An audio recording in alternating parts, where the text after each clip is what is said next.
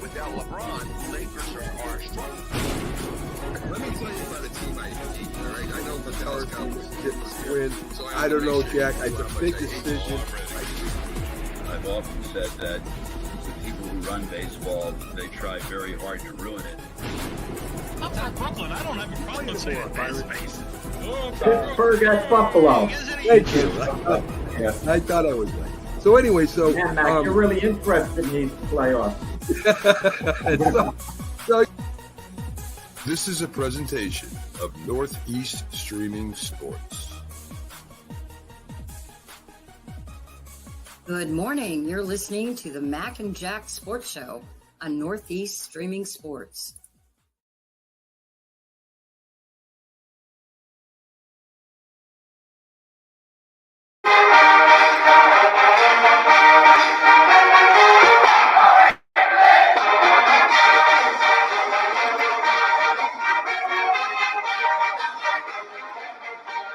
it's the Mac and Jack Sports Show.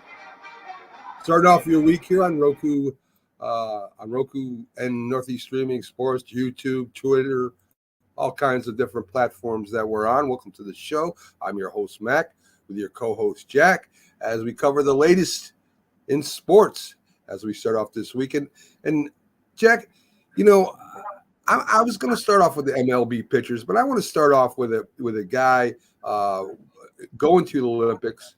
He went there first at 19 years old. He's going to be there again at 40 years old. And, of course, that's LeBron James. And, you know, I think because of the comparisons to Jordan and some of the other great ones, we kind of shove LeBron to the side a little bit. Not that I'm a big fan of what he's done with coaching, with the coaches he played for, and some of the personal things he's done. And maybe a lot of people think that he put Bronny James in a bad position, kind of leading the way for making the road smoother, getting to the Lakers. But listen, this guy is unbelievable. And he's going there to win gold at 40 years old. If he gets this gold medal and he's influential and then winning these games, Jack, can we finally say that maybe he's better than Michael Jordan? Maybe he is the greatest basketball player of all time. Not because of the Olympics, Mac. No one takes the United States winning an Olympic gold medal that seriously. I mean, it's a wonderful accomplishment, but the USA has the best players in the world. They're expected to win. The team is stacked. They're expected to win.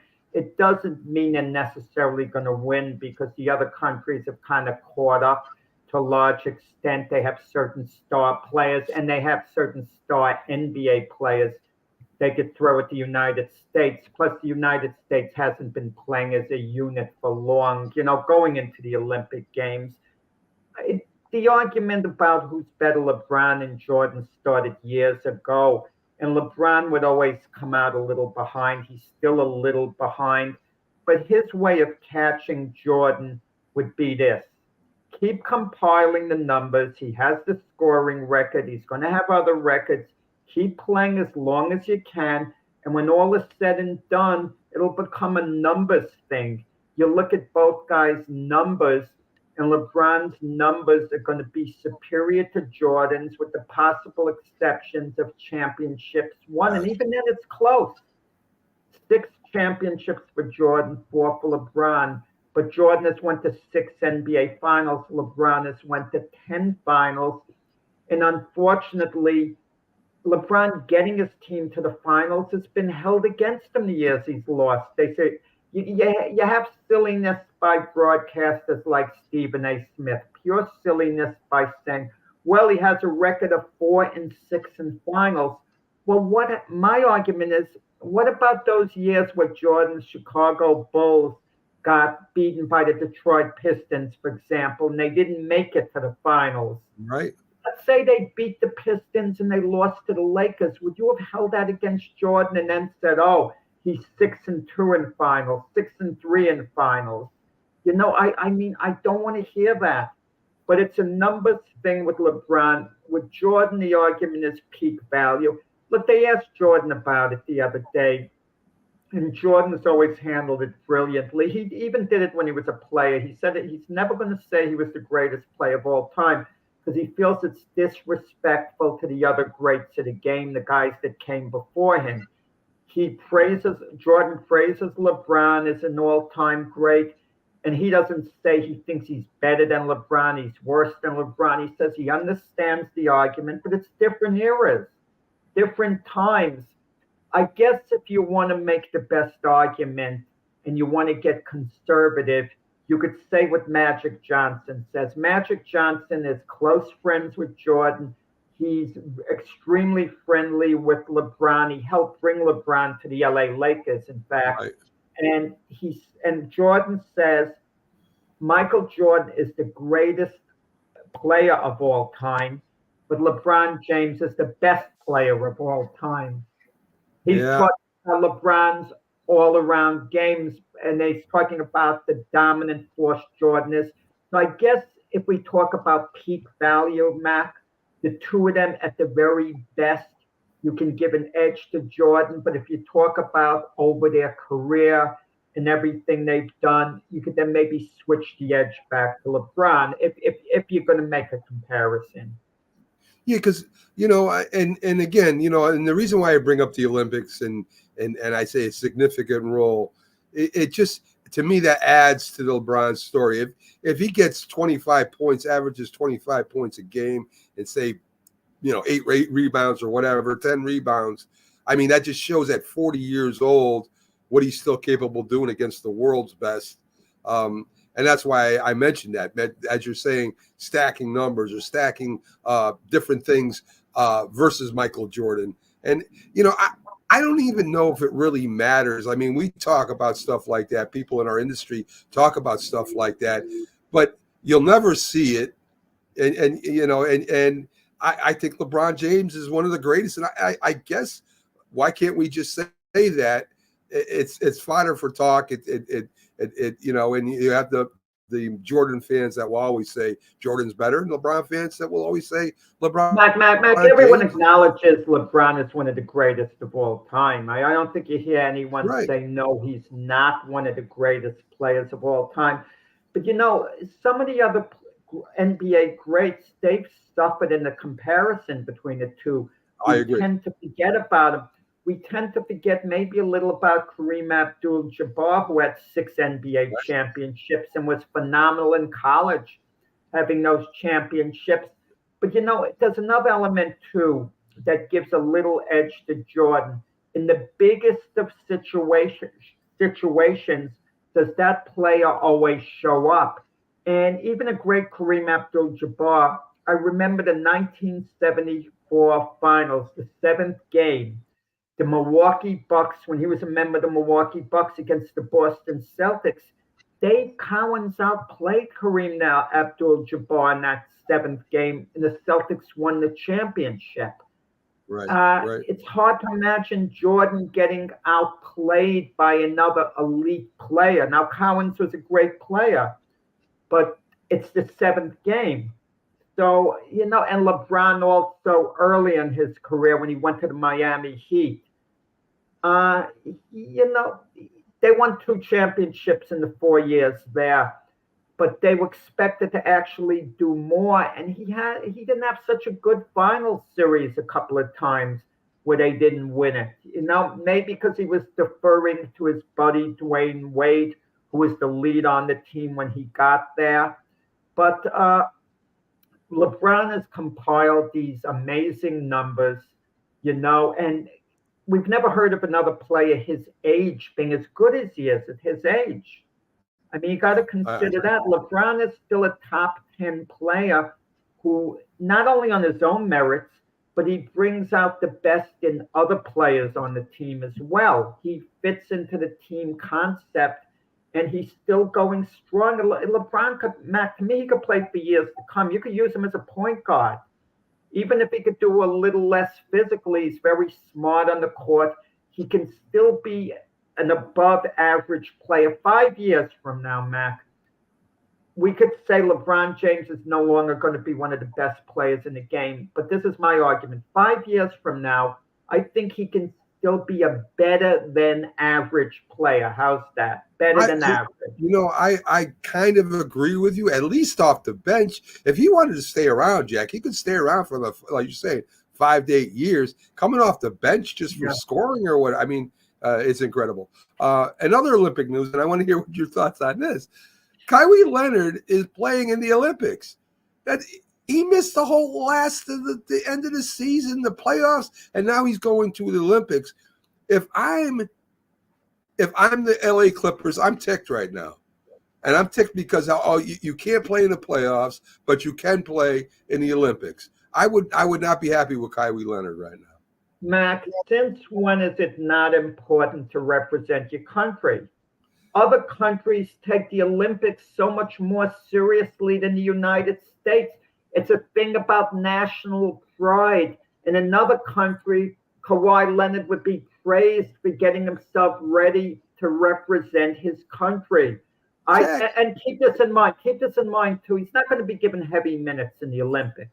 He's not going to be given heavy minutes because they're very well stacked. And also the Clippers season did end a while ago.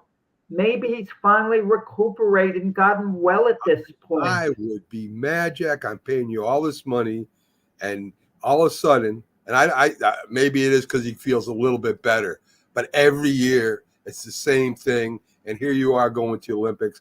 There's a problem there somewhere that needs to be resolved. And if I'm the Clippers, I'm calling them in and saying, listen, either you got to get a better trainer, you got to train better, you got to do something, because we're missing our chances at getting a championship while you're still a good player. And now we lose Paul George because I think Paul George just wanted to get out of the Clippers because of this nonsense at the end of the year where everything falls on him, and he's no Kawhi Leonard, or he's not. Let's put it this way: with Kawhi healthy or in somewhat good health, they had a chance at maybe going further in the playoffs. If I'm the Clippers, I'm pulling them in the office. I'm saying, listen, we got a problem here, and I'm not happy that you're going to play in the Olympics. Could get injured again. Could get it maybe out all next year. I don't know. I would have a problem with it, Jack. I don't know his medical condition right now. If I'm the Clippers, I want to be sure you're ready to play in the Olympics. You've healed up. I imagine the doctors monitored him all the time when he was injured. And I haven't heard anything about the Clippers being unhappy with him. But it's a bit of a mystery, with this injury, him being out all the time. And I can't comment on it because I don't know how hurt he really was. I have to give him the benefit of the doubt. He was hurt and he couldn't play in the playoffs. I would imagine he'd want to come back in the playoffs. With Kawhi Leonard, I always thought the best thing for him would have been just stay at Toronto. Well, originally he was with San Antonio. Right. He was a finals MVP there. And he had a good deal at San Antonio, but for whatever reason, he wanted out of a good situation there with the Spurs. So he went to Toronto, was there only 1 year, made him no promises. He was the equivalent of what Juan Soto is with the Yankees this year, except Toronto won the NBA title. Yep. He became a legend in Toronto for 1 year. He can come back to Toronto in the future for reunions, and they're going to cheer for him, even though he's only there 1 year. So had he stayed with Toronto, he already would have had legendary status. The fans would have loved him there going forward. Even with an injury, him being out, they would have all given him the benefit of the doubt there. He's playing the Clippers, even though it's LA, it's a big market. I think it's a franchise where the fans are a little bit indifferent towards the Clippers. So I don't think he has that passionate fan base that's going to get on him or pressure him or criticize him for anything. If he was an LA Laker, we would hear about it all the time. Where's Kawhi? Where's Kawhi? He'd be hearing from LeBron, this, that. But somehow with the Clippers, you could slip under the radar in a way you can't with the Lakers, even though it's the same city. Yeah. Yeah, I it's a mystery to me, too. One more quick update about the Olympics. Evan Fournier, former Knick and whatever, playing over the Olympics. I don't know on what team. Maybe it's France. I'm not sure. But he was expelled, kicked out of the game for choking some or putting hands around somebody's neck. In the Olympics, they don't mess around. They don't give you tech. They just throw you the heck out of the game, which is, I think, maybe the NBA should start doing. The heck with the technical fouls. You put your hands on somebody, you're out. That would, I think, prevent a lot of fights, Jack. All sports should be like that. Evan Fournier, when he was with the Knicks, he couldn't get on the court. Tom Thibodeau had him glued to the bench. He got traded to the Pistons. Then he started seeing some minutes because the Pistons are pretty bad. You know, I was reading I'm reading a book at the current time about the 1998 Yankees written by Jack Curry, where he, you know, talked about the whole season. And he revisited that incident where Mondo Benitez drilled Tino Martinez on the back with the first pitch after the batter before hit a home run. It was so obviously deliberate. The moment Martinez got hit, Benitez was thrown out of the game. But a big brawl took place. Players were all over the field fighting. And after Benitez deliberately hit him with the pitch, and everyone knew it was deliberate, Benitez put down his glove and said, "Come on," like he was ready to fight. And he got an 8-game suspension. 8-game suspension for you throwing a fastball and drilling a guy in the back. Mac, I would have suspended him for a good 50 games. Good 50 games, maybe a whole season. You deliberately take a baseball and throw it as quick, as fast as you can and hit a guy in the back. That's assault. That is assault. Mac, I don't want to hear it. It is, Mac. You're deliberately hitting a guy, throwing the ball as hard as you can. Think of the damage you could have caused the guy. Think of the damage. Yeah, it's been going on for years. But it's wrong. They have the way they police each other. The players don't want to hear that. And the players are the ones that deal with it. So if the players don't want to hear about it, who am I to say you should throw them out for that long? The rules are what they are. And the players union agrees with it. I mean, I would think if they were that concerned about that they would, you know, bring it up during when they have their contract negotiations. But I've never heard of that being brought up. Players' unions only half protect players. If one player gets suspended for assaulting another player, they don't think of the player that's the victim, the innocent party. They represent the guilty party that gets the penalty, and they look out for him. And just think of that. Think of how you feel. You're the one that got hit by the pitch, and they're looking out for the other guy. It's that way in every sports union, and I guess I don't know. That's why I don't know why they don't look out for the victim of the person that actually had the infringement against them or not. But that's what they do. I don't know, Jack. I don't know. So let's jump into the MLB All-Star pitchers, and it looks to me, unless I got a partial list, Jack, and I looked again this morning, there are a lot more AL pitchers than there are NL pitchers, and it blows my mind. I'll give you a quick rundown. So in the American League, you got the White Sox pitcher Garrett Crockett. You've got Tarek Skubal from Detroit, Tanner Houch from Boston, Seth Lugo and Cole Regans from Kansas City, Logan Gilbert from Seattle. You've got Ann Burns also. In Baltimore, you have Tyler Anderson. Angels, you have Mason Miller. A's, you got Kirby Yates. Texas, he's from Texas, sorry. Clay Holmes, New York Yankees. Emmanuel Chase, Cleveland. So that's all the pitchers for the AL. In the NL, you got Tyler Glasnow from the Dodgers. You've got Ranger Suarez from Philly. You've got the Cubs, Reyno Lopez, Atlanta, Logan Webb, Paul Skinner from Pittsburgh, of course, a young rookie sensation. Chris Sales, great year with Atlanta. Zach Wheeler for Philadelphia.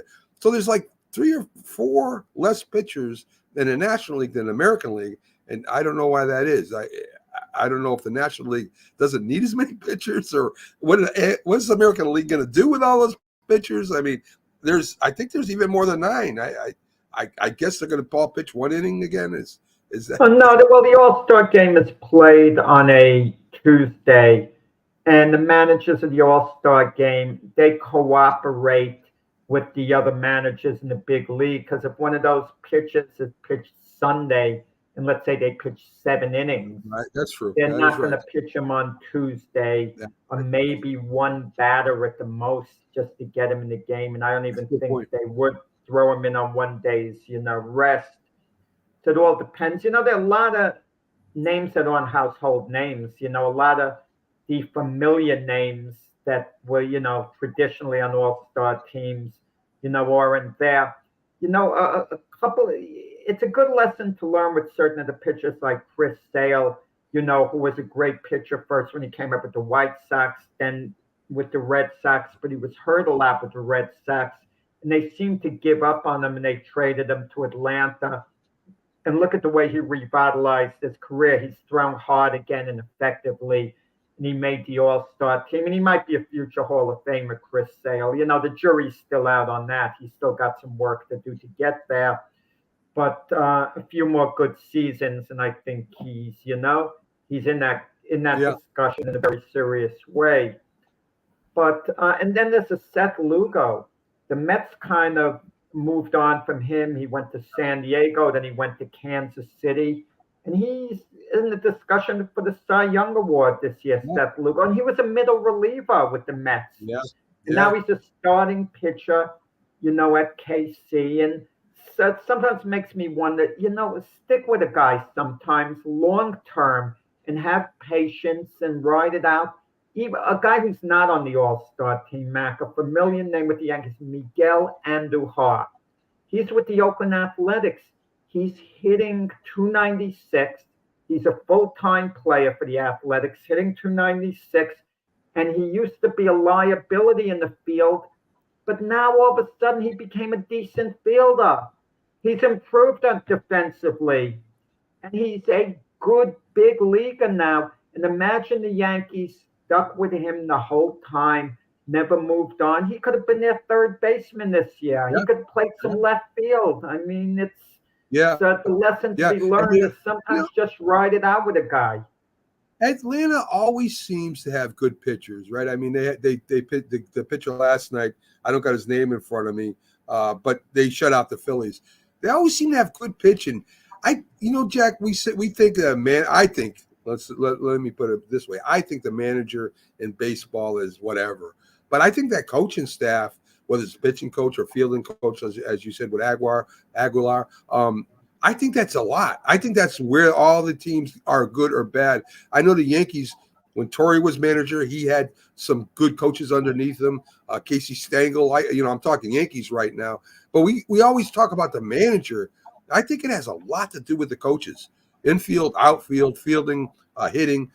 If you don't have a good coaching staff, I don't care who the manager is. I don't think you win any games.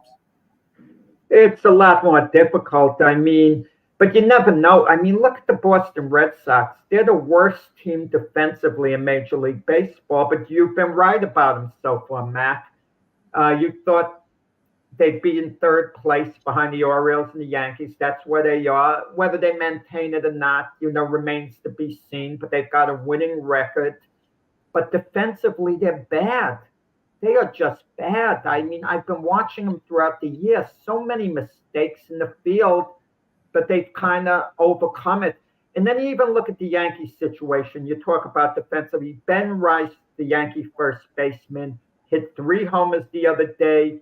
He's this great rookie sensation. But we've been down this road before with Shane Spencer, Kevin Moss. We don't know. I think Ben Rice is going to be a good big leaguer. He can catch. His background was as a catcher. So he's always good to have on the roster as an emergency catcher. You could throw him in that respect. Yeah. No, that's invaluable, Mac. This way you don't have to carry a third-string catcher. But Ben Rice, as good as he's been hitting, and Anthony Rizzo, since he had a concussion last year, really hasn't been hitting. But when Anthony Rizzo comes back, you have a really good field in Anthony Rizzo. And Ben Rice has been extremely shaky in the field, extremely defensively. He's been a liability defensively, but in fairness to him, he's learning to play first base. You've got to be patient with a player that's learning, But when you're in a race to get to the playoffs, get to the World Series, it's a lot harder to be patient than it is having a player on a team that isn't in contention. If Ben Rice is playing for the Colorado Rockies, he can make a ton of mistakes as long as he's learning. But when you're playing for the New York Yankees, they don't have that leisure for him to make all these mistakes that could cost you a game. You know, Jack, maybe you answered your own question or brought up the reason why the Yankees don't wait on players, right? I mean, maybe that's the reason they don't, because they're always fighting for the playoffs and trying to get to the World Series. As you said, maybe KC and Detroit and these other teams that haven't been in a while to the playoffs, and they're not expected to go to the playoffs, they take their time and they help develop players. So, maybe you gave the reason in just what you said there to your own statement there. So, great points. So let's talk a little bit about some trade targets for the contenders right now. Seattle, they're talking that maybe a great fit for them, if the Mets are willing to trade him, is Pete Alonso. They don't have a good first baseman, a little power in the lineup. Can tie a game or put you ahead with one swing of the bat, drives in good runs. Seattle needs a first baseman. Maybe that's a great position if the Mets want to trade to a team. Maybe Seattle's the place he could go. That's one. Mac, the Mets in playoff contention. Right. They're serious playoff contention now. I mean, they have a legitimate chance to get to the playoffs if they play well. If you trade Pete Alonso now, I know he's in his walk year, and you want to get value back. You don't want to lose him for nothing, okay? But if you trade him, that's basically like throwing the towel, sending a message that the playoffs aren't a high priority. You still want to make the playoffs because Alonso's a very valuable part of that Met offense. And also, Scott Boras is Alonso's agent. I would hate dealing with Scott Boras. I would have traded Alonso before this season if I couldn't work out a deal. But Alonso, you get the feeling, wants to remain a Met. And I'm not sure what the market is going to be for Alonso. It's easy to say, oh, there'll be a big market. Alonso's not going to be offered 7 years by anyone. I don't see that. I mean, he's like 29, 30 now. I could see a 6-year deal. What's he going to be offered? No one's going to offer him $30 million, like $180 million deal. I don't think that's going to happen. Teams showed they could be patient in what they're offering free agents. Look, Blake Snell, 2-time Cy Young Award winner, they were knocking down the doors to sign him teams. I'll tell you why it would work. Seattle needs to rent a player right now. I don't think they're even concerned about next year, to be honest with you. The Mets, are you going to sign him to a big contract? Probably not. So you got to get, if I'm the Mets, I want some value. I'm not giving up on the playoffs. I'm just making a move knowing that I may not be able to hold on to Pete Alonso after this season. The Mets aren't going to the World Series. At least the chances are very slim that they go to the World Series. So I think it works for both Seattle and the Mets. I think Seattle, to rent that first baseman, to have a shot in the National League to maybe make that World Series, they need a first baseman, and they need a. And what are they going to give? But if you're Seattle, I looked at it from the Met viewpoint a second ago. I'm looking at it for the Seattle Mariner viewpoint, okay? Unless they know they're going to break the bank for Alonso, which I don't believe for a second that they would. Not that they wouldn't make a good offer at the end of the year. You're giving up prospects or whatever, good prospects, okay, for a rented player for just the rest of the year. Yeah. I mean, that's not a wise way to do things over the long haul. It's not the greatest, Jack, but it gives you a better opportunity. And I think if you want to win now, that's an opportunity you might be willing to take. I'm not saying they're going to do it. I'm saying it's an opportunity. And you want to be confident you could sign that player at the end of the year, or you have a good chance. And once again, Scott Boras is Alonso's agent. Scott Boras doesn't think like a player. Players want the most money, but it's very important for players what team they play for, more importantly, what city they're going to be in full time. But Scott Boras just wants the most dollars. A-Rod was a client of Scott Boras's, and A-Rod indirectly left Boras because Boras had him opt out of his deal. And all of a sudden, A-Rod got scared, and he went back to the Yankees on his own. He says, look, Scott will work out a deal, meaning Scott Boras, where when the deal is finished, Scott's going to go back to Los Angeles, A-Rod said, and I'm going to be going to Detroit. Right. Because that's the way Scott Boras, and I don't want to go, and he's thinking, A-Rod, I don't want to go to Detroit. Right. But Scott Boras will say, well, they offered you $30 million more. Not that Scott Boras will listen to his clients. When Carlos Beltran was a free agent ages ago, and he was a Scott Boras client, Beltran wanted to play for the Yankees in the worst way. The Yankees didn't even bid on Beltran. They didn't even negotiate with Boras. Boras called them up at the very end and said, okay, Beltran will take a couple of $1 million a year less if you sign him. Like, he did it as a courtesy call for his client, and at that point, the Yankees said no. That's what's going to be interesting. It's going to be Scott Boras is going to have a lot at stake this off season because his reputation took a big hit with Blake Snell and Jordan Montgomery. Jordan Montgomery fired Scott Boras at the end of the year. Neither guy was happy with what was worked out. Scott Boras misread the market.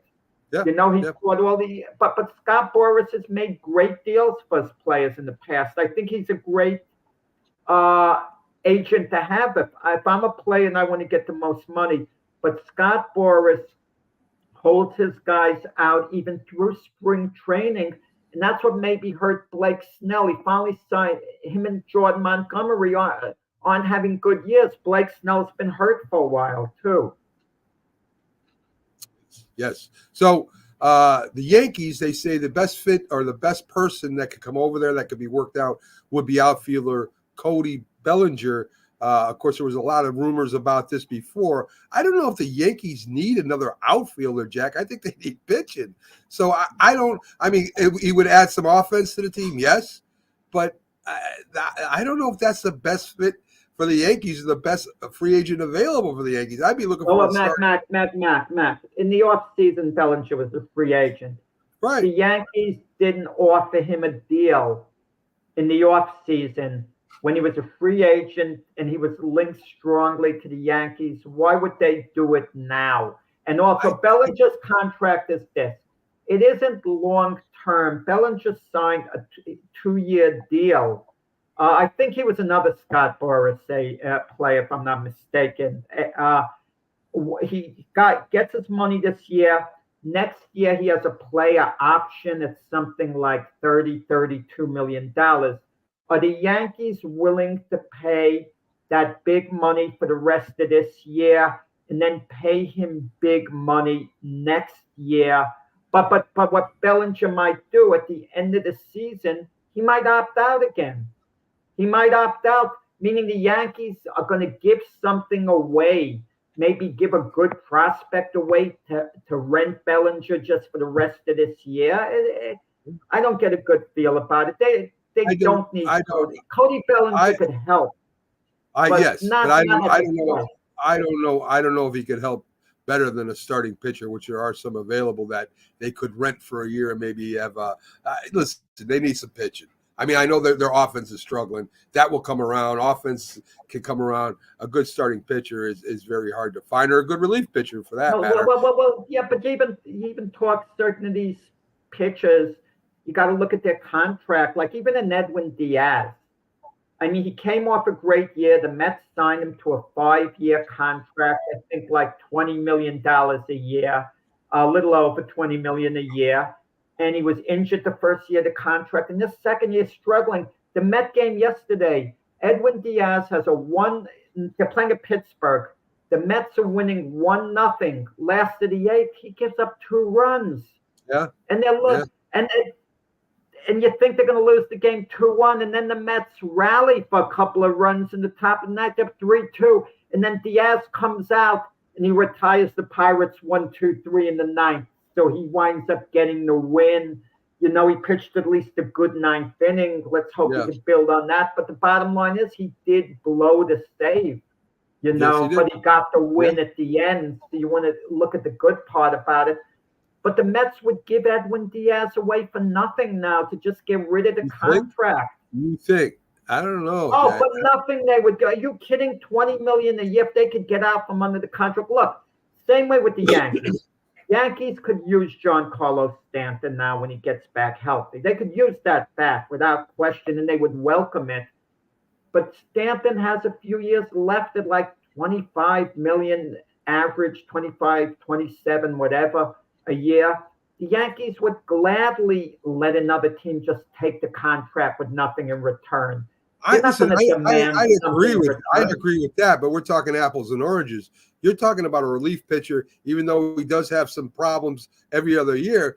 Every other year he's lights out, and you're talking about a guy that plays DH for the most part. That's apples and oranges, Jack. I mean, He's been awful, Diaz.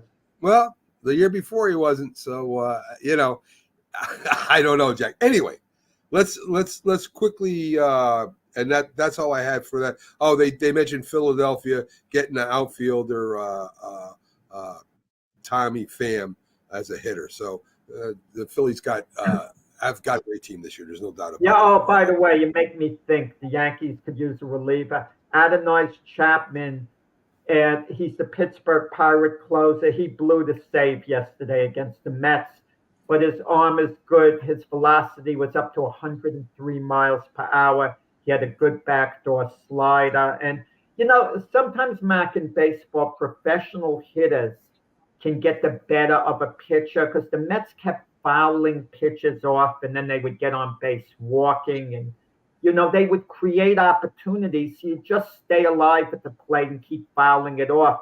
You can beat elite pitches that way by eventually, you know, wearing them down. But you know, Mac, you're playing with monopoly money in a way, and not just more than money, monopoly players. It's like fantasy baseball. You get this guy, get that guy. You know, it doesn't work that way. Oh, just get me another secretary. Like they're gonna know how to run the organization. Come on, Mac. It's very difficult these moves. Again, apples. I couldn't do the job. Apples and oranges. We're talking about this year. What teams would need something to get them over the hump or get them further? And Seattle has no first baseman. The Yankees' offense is lackluster. The Phillies do need a defensive outfielder. I mean, these are possibilities that might help this other team. The teams go a little bit farther. Now, if you're going to worry about next year, then to me, I stop playing the free agent market totally, and I just build a young team. So, I mean, these teams have pressure on them to win. And these are some possibilities that might get them. Well, if you want to, you know, the way you're talking, Matt, imagine what the Yankees could get for Juan Soto. He's going to be a free agent at the end of the year. They could trade him away and get some real quality prospects, but obviously they're not going to do it. They know they got him for 1 year. The Mets knew the situation with Alonso going into the season. It was his walk year. They knew they weren't going to sign him during the year because, you know, Scott Boras always takes his players to free agency, and he's doing that with Alonso, you know, too. And it depends whether your team is a buyer or seller. Teams that are on the brink of a playoff position are usually going to be buyers, or at least they're not going to be sellers, okay? If the Mets hadn't gotten it together this year, and they were like 7-8 games out of a playoff position, yeah, they'd be a seller. I could definitely see him selling Alonso, but, you know, you don't know the value, what you're going to get in return. I mean, a guy like Jeff McNeil would be available to help a team, but then, but he wouldn't. The Mets wouldn't get much. Why make the deal? I'm looking at, am I going to make the World Series? And do I have a player? Is this team good enough to win a World Series? I don't think the Mets are good enough to win a World Series. They may make the playoffs as a wild card. They may not. I mean, you're talking a fringe last wild card spot. Maybe they make. And is that good enough for the Mets? I don't know. Yeah, but anyone gets in the playoffs, they've got a legitimate chance of going to the World Series. This is Odds are- baseball. Arizona Diamondbacks. I know, year. Jack. I know. I predicted them to have a good year last year. The point You I'm making, you didn't predict I anything till they were predicted one them to game have- away from the World Series. no, not You not thought my they can wildest, win and go to not the my World wild, Series. not You want my to make it seem wildest, like you're on not the my Arizona wildest, bandwagon. not my Come on. wildest dreams that I think the Arizona Diamondbacks would go to World Series. But I did predict they'd have a good year. The point I'm making, Jack, is it's the team's philosophy. What do you want to do? Do you want to keep Pete Alonso when you may not sign him next year? Can you get trade value for him? And I think that goes for everything. Juan Soto, they got Juan Soto. They knew he was a one-year rental. Possibly sign him later, possibly not. But for right now, it's a one-year rental, and they knew that going in. And so will Seattle, and so will the Yankees with Bellinger, and so will these other teams that are legitimate. I'm talking about good odds to make the World Series. Seattle maybe not, but the Yankees have a legitimate chance to make the World Series. The Phillies have a legitimate chance to make the World Series. Odds are they have a good shot. So it depends on your philosophy, whatever your philosophy is. So No, I kind of wonder, Mac, because Soto, by the end of the year, would his marketability have gone slightly down? Because his average dipped a little under 300. He's still outstanding. Don't get me wrong, he's outstanding. But we hear talk, well, he's not that good an outfielder. And the Yankees have to look at least 10 years to give him, at least maybe up to 12 years or something like that. And they're going to look, the Yankees very smartly, Brian Cashman. This is what I like about Brian Cashman. He looks at the big picture. Brian Cashman isn't going to just pay a guy what he could do the first 6 years. He's going to think, well, what's this guy going to be on the back end of the contract? And if he doesn't have a good feeling about that, let me he's ask you a not question. going to offer the. So let He's me not ask going you to a go all in. So does Bellinger solve that problem? No, Bellinger's You know, what not. I mean, Jack, does Bellinger, the competition with Bellinger coming over, whether you pay Soto that extreme amount of money, maybe you don't pay Bellinger that extreme amount of money. I don't know. Bellinger might opt out at the end of this year. Right. Well, we know Soto is might, done. But Well, we know at Soto most- is done. And if Bellinger we doesn't know. opt out, the Yankees would have him next year. But they got to give something up, Mac. That's the thing. It's not the Cubs aren't just going to hand over Right. Bellinger. I agree, Jack. But the point I'm trying to make is, do you want to take your best shot at going to the World Series this year? Is this what you want to do? I know some teams that will give their right arm to go to the World Series. Do the Yankees want to do that? And that's the question they're going to have If to ask it's themselves. a great impact player, I can see it. Okay, if it's one of the best relievers in baseball, one of the best starting pitchers, Agree. and you feel he can get you over the top, okay, I can understand that. Okay, but somehow for like good players, I don't feel like if the Yankees could get, I'll give you an example. Let's say if the Yankees could get Chris Sale from Atlanta, we were talking about him before. Yeah, I can understand you give up a prospect, but you give up your best chips in your minor league system. I can't see it for the life of me.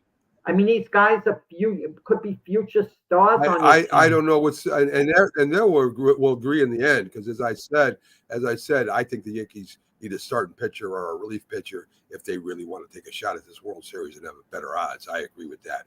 So let's get off baseball for a while and let's get to the NFL. The owner of the Jags has come out and spoke again. Shad Khan says he's putting his coaching staff on notice. He's not going to be doing this free agent thing every year. It's time for the coaching in Jacksonville to start developing the young players. He said, I can't afford to pay this free agency, as they picked up a lot of free agents on defense this year. He's not going to do that anymore. He says it's time to start developing the draft picks and the young players, and that's how they're going to move going forward. We know the Jazz coach is pretty good, Jack, right? So, I mean, here's Super Bowl winning coach. Is this telling Peterson that, hey, listen, if we have another bad year and a couple bad years, and you can't do what I'm asking, you know, I mean, I don't understand it I understand to a point, but I don't understand why he says he's putting the coaching staff on notice coming out publicly saying this. Yeah, I mean, I think he's right. He's been a very patient owner, and this goes for all sport teams. You don't always have to make moves, Mac. The guys you have, they just have to play better. Why do we always have to think, oh, we have to make moves, we have to make trades, we have to do this, we have to do that? The Jags had 2 years ago, they were in the playoffs. They were on their way to the playoffs last year, and then they faltered at the end of the season. Why did they falter? If you're good early in the year, why can't you be good the whole season? I don't get it. Well, okay, there's a lot of reasons for that, but anyway, I agree with you. You have a short training camp. You don't have the exhibition games. I get all that. Okay. Yeah. But especially the Jags, you would think the young players would just be getting better. You'd think Trevor Lawrence would be getting better.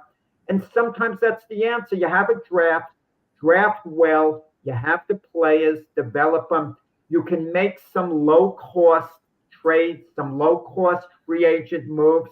But as an owner, I could think I'm not paying this big money for free agents. There's probably been studies for all these big contracts paid to free agents. How long does it really work out? The majority of the time, it doesn't really work out. But you're spending the big money because you want to get this big star, this big name. You think it's going to give a big jolt to your franchise.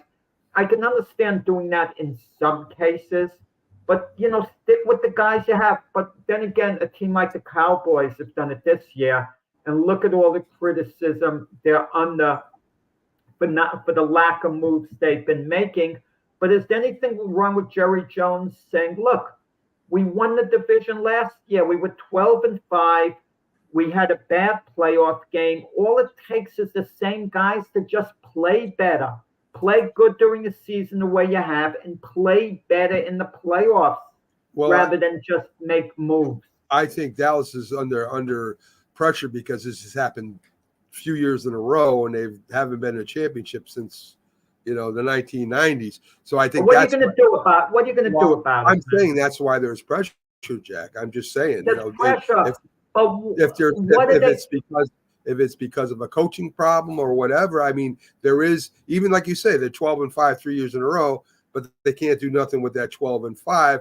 And this is why the fans are getting a little anxious and stuff. I understand it. I'm not saying it's right or wrong. I'm just saying I understand it, always in the playoffs, but never in the championship or Super Bowl. So I can understand why aren't Dallas Cowboys doing anything? Not that I say the Cowboys should do anything. They definitely got to hold it running back. They definitely have problems on their defensive line. Those are two big areas that the Cowboys have problems with. Now, if they draft, is that guy they drafted, is he going to be a great offensive lineman, or is he going to be a great running back? We'll find out.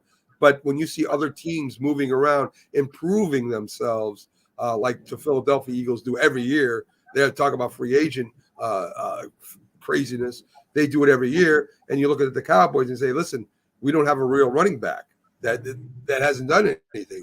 We don't have a defensive lineman that can stuff the run. They get a little nervous. I understand that. I can understand that.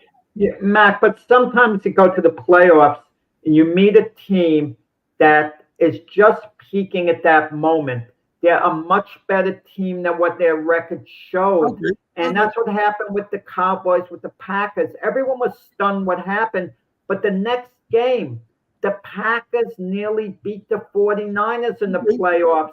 And what happened, the 49ers needed a touchdown the last drive of the game to pull it out. Jack, you can't compare one team matchup to the next team because, as we know, some teams just can't beat other teams. Green Bay ran at the end of the game all over the Cowboys. Their defense could not stop the run. And as a Cowboy fan, and I'm watching Aaron Jones run through holes that me and you could run through and score touchdowns, I'm gonna get nervous. And when my running game cannot keep the Green Bay Packers offense off the field, I'm saying they need a running back because their offensive line is normally pretty good. So they have a running back that can't eat up the clock. So those were two areas going out from last year that the Dallas Cowboys needed to do something about or should have addressed, and the fans don't see that happening. And that's why there's talk in Dallas, why aren't you doing anything? So I understand it. I don't know, maybe Dallas has a great rookie running back. I don't know, but we'll find out. But this is why, Jack. And I agree with you. You're 12-5, 3 years in a row. Some teams don't even do that. But with the Dallas Cowboys, and you're that close every year and you're not doing anything, it's frustrating. And I don't blame the fans for that. I really don't. So let's talk about the best offensive coach in the league. A lot of people say Kyle Shanahan, Jack, as a head coach, is the best offensive coach in the league. He has running schemes that his father kind of ran, and he's always his plays look the same, and it's hard to defend him, and he's got players to fit his system. But yet Andy Reid, also an offensive coach, kind of is more flexible and goes to the Super Bowl and wins. So is Kyle Shanahan the best offensive coach in the league, or wouldn't you give it to Andy Reid? Well, the 49ers with Kyle Shanahan, I mean, look at the weapons: Christian McCaffrey, Deebo Samuels, George Kittle, Anayak, etc.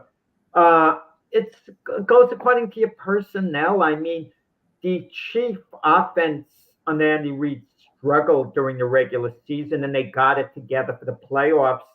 And it was pretty remarkable. Outside of Travis Kelce, they didn't have any really big name receivers. They had Rice, a couple of other guys, who were just so. And it comes down to your personnel.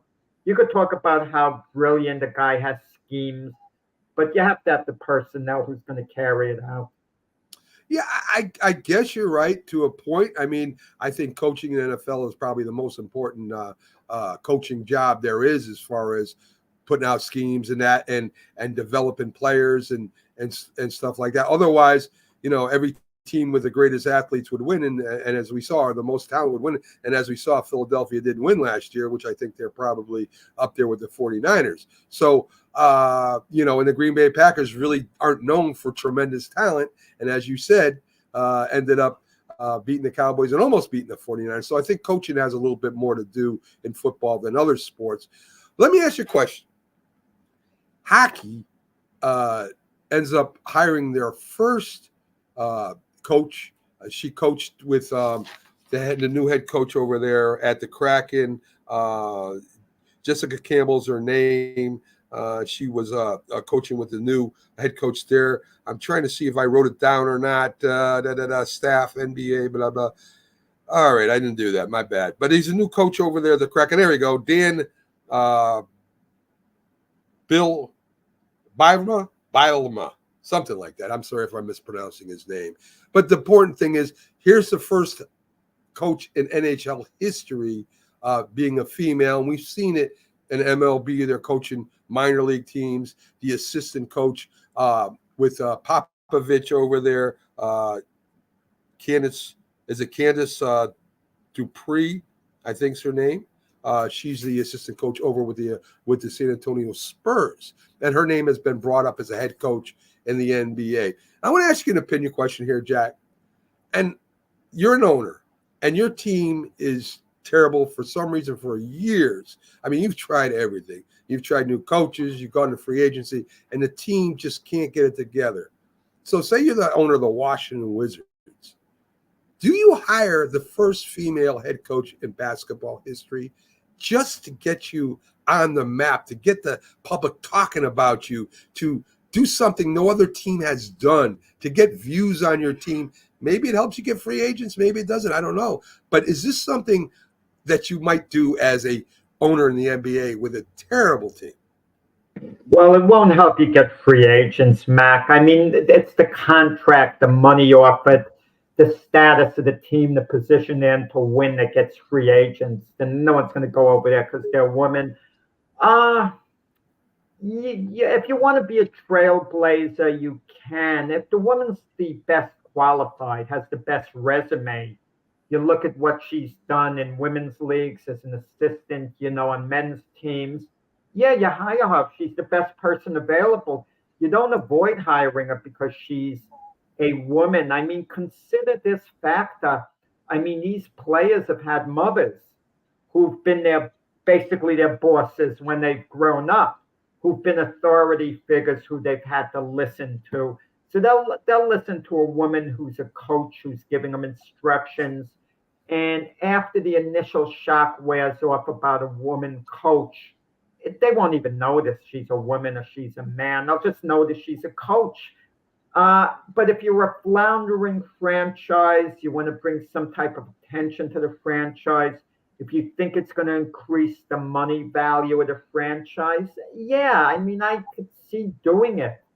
I mean, it's what someone is worth to a franchise as well.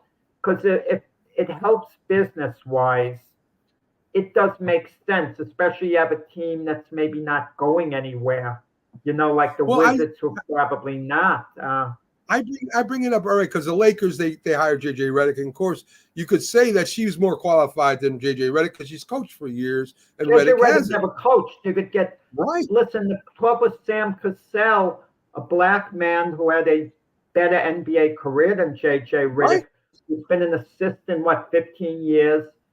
Yes. Why didn't he get the job? I think part of the reason J.J. Redick got the Laker job was because of LeBron. I'm not saying LeBron talked to the Laker organization. No, I'm not saying that at all. No. They had a podcast together. Exactly. Yes. They know the relationship with JJ and LeBron, and they know that that LeBron would favor. Plus, very smartly, the Lakers got great bench coaches who have J.J. Redick's back. They got Nate McMillan. They got Scott Brooks, who was Nate McMillan was the head coach. Scott Brooks was the head coach, of course, at OKC.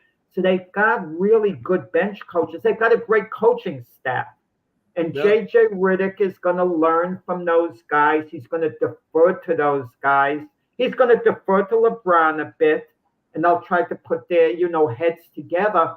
But what's interesting, Mac, with the Lakers, as appealing as it might seem with that franchise, players aren't going there. I know. For some reason, DeRozan didn't wind up going there.